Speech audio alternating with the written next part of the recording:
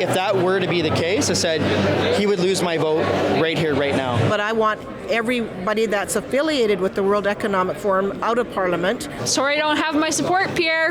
At the end of the day, there's no place for vaccine passports anywhere in the world. Need your vaccine passports if you're going to come in. I'm media. I'm working the event. Still need a vaccine passport. Conservatives are fighting every day in every way to put a permanent end to the mandates and the passports and the restrictions to make Canadians free again.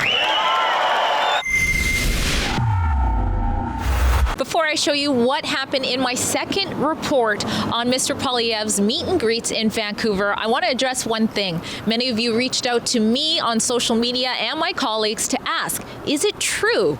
In order to meet and greet Mr. Poilievre in Vancouver, did you have to participate in the vaccine passport? Of course, you're going to see that full answer up and close of what actually happened and took place here on Rebel News. But first, let's look at a statement from Mr. Poilievre himself. The venue that we rented made a decision to enforce the province's mandate. My position on vaccine mandates has been crystal clear. Drop the mandates, drop them all, and drop them now. Give people back their freedom. I look forward to being able to see everyone, including those who unfortunately had to miss out yesterday, at my future events in BC, regardless of their personal health decisions. You know, I had a lady kind of stop me and my cameraman when we were interviewing one of the Canadians who were told they couldn't come in without showing proof of vaccination and said, "Why are you putting that in the report? It's not positive." Well, here's the thing. We're Rebel News. We're not the CBC. We're accountable to you, the public. We follow the facts where they lead, even if it's about a conservative politician or it's about a politician we like. That's why you can trust us, and that's exactly why Prime Minister Justin Trudeau wants to shut us down. They're trying to convince you, the public, that we are not real journalists and do not give true news. We have a lawsuit because we are suing him yet again for infringing on freedom of the press. We've won twice before, but we need your help with this one, because if this stands, this new bogus law that he's come up with to silence us from bringing the other side of the story and bringing you the news as it falls, no matter who we are discussing or what event, that is going to be a problem for Canada, especially for freedom of press. So please check out our special website called wearesuingtrudeau.com. Please contribute what you can towards that very expensive lawsuit. And now, here's what happened at the event.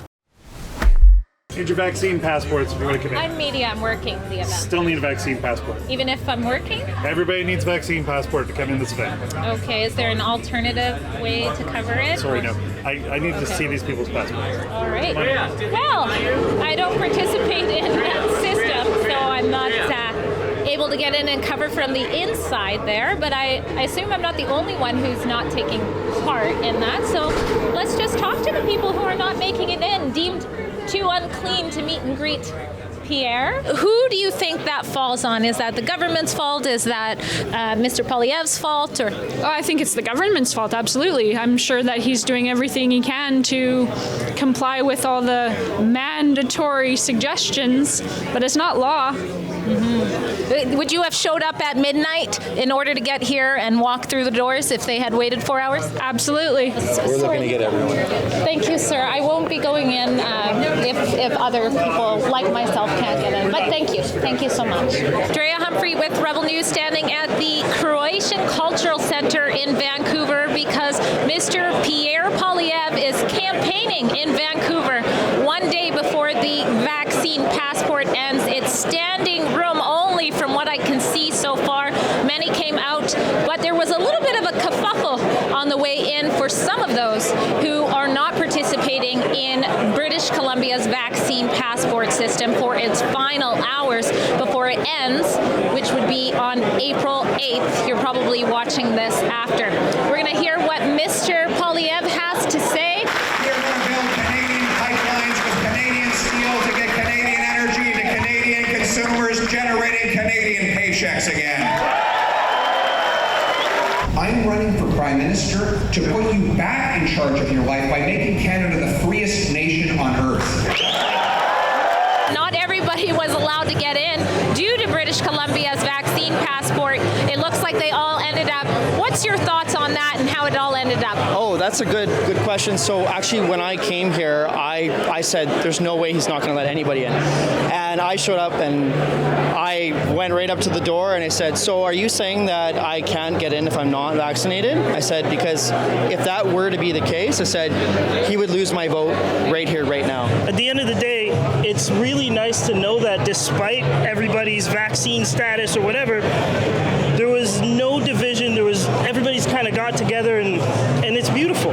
They're now bringing in legislation, C11, which would give the CRTC the power to determine what you see and say online. And it is worse than that. They even have this proposal for something called a digital harm commissioner. Did we read about this in Orwell's 1984? A digital harm commissioner? We have an advantage in cooling gases into liquids. Why? Because we have lots of cold weather in Canada. It's our most abundant natural resource in Canada. In fact, you're not going to believe this because you're from BC, but it was so cold in Saskatchewan, and when I was there the other day, there were actually Liberals with hands in their own pockets. And I will sell off 15% of Canada's 37,000 federal buildings so that those buildings can be converted into affordable housing. And the proceeds of the sale can be used to reduce our deficit. In other words, build more homes, print less money. That's how we're going to make housing. The one question that was on the top of my mind was that I saw his picture on the World Economic Profile a few years ago, and I wanted to know if he still had any affiliation with the World Economic Forum, and if he would denounce that for me. I told him I had heard an interview with somebody else that he never went to Davos and he never spoke at a Davos meeting, but that interview didn't do it for me. I wanted him to denounce the World Economic Forum and let me know he had no part in that, and he did. Oh, he did. I don't know if this is possible, but I want everybody that's affiliated with the World Economic Forum out of Parliament, because that's who's, leading the puppet strings here is the World Economic Forum. And then everything else he addressed tonight I thought was pretty good. Lowering taxes, if he talked about that, reducing house prices, getting rid of the carbon tax. Or the guy who can't drive to work because he can't afford the $2 a liter gas to put into his tank, especially with the imposition of the highest carbon tax in all of Canada right here in British Columbia.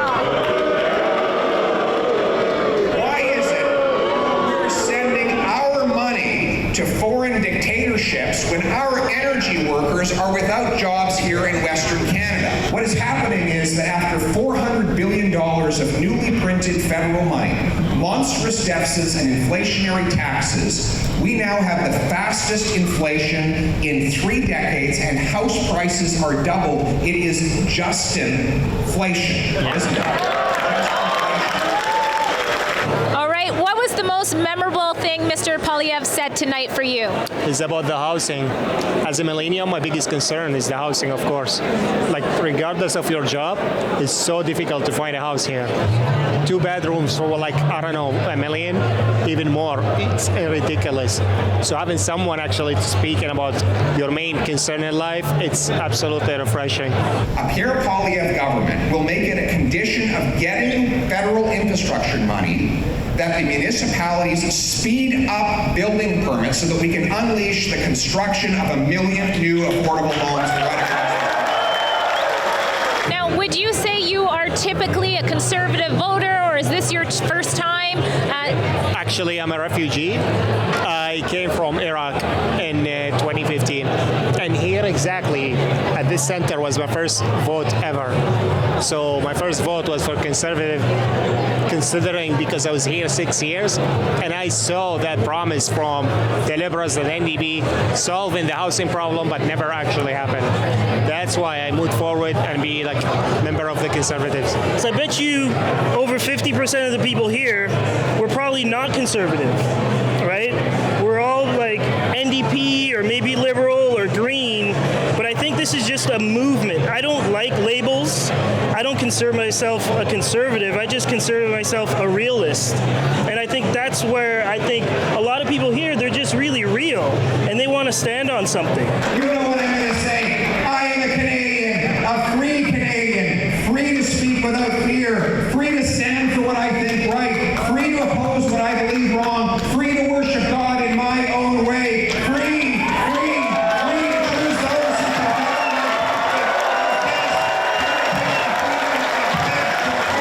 for myself and for all of mankind. Thank you very much. All right, it was a high-energy speech to the jam-packed crowd. Mr. Poilievre is hugging his way through the crowd right now. All in all, it appears whoever made the final call, in the end, all the Canadians who wanted to be in this room to meet, talk, hear from Mr. Poilievre were able to come in, irregardless of the discriminatory vaccine passport. So do what you will with it. There was a lot of talk that took place about pipelines. There were some people in opposition to pipelines who kind of yelled at the crowd. I hear somebody yelling, "Stop the pipeline." I think you want to stop the pipeline, sir? What do you want? Saudi Arabia to send their oil over here? Is that your answer? I think we're wrong, sir. We need to use Canadian energy, not foreign energy. And we're not stopping the pipeline. We're going to build more pipeline. And then Mr. Poilievre said this. I forgot to mention, we're also going to save $1 billion by defunding the CBC.